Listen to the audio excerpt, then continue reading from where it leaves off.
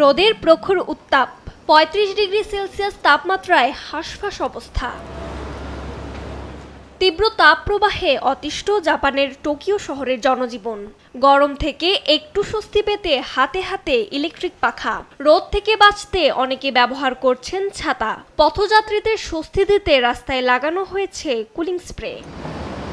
সাম্প্রতিক সময়ে হিটওয়েভে মারা গেছে বেশ কয়েকজন।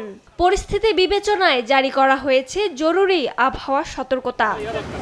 পরিস্থিতি কিছুটা শিথিল রাখতে সরকারের সহায়তায় নেওয়া হয়েছে বিশেষ পদক্ষেপ। টোকিও টাওয়ার ও রাজধানীর জনপ্রিয় পর্যটন স্পটগুলোতে রাখা হয়েছে কুলিং শেল্টার।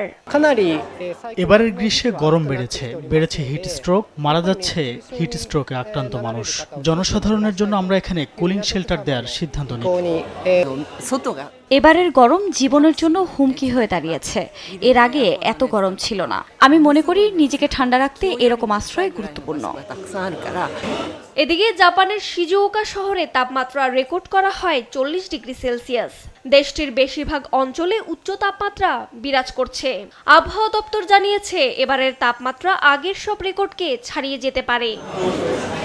আবহাওয়া সংস্থার মতে এবার তাপমাত্রার উপরে এল নিনোর প্রভাব রয়েছে, যা প্রশান্ত মহাসাগরের সমুদ্রের তাপমাত্রা ও আবহাওয়া পরিস্থিতিকে প্রভাবিত করছে। রজনী রহমান, নিউজ ডেস্ক, দেশ টিভি।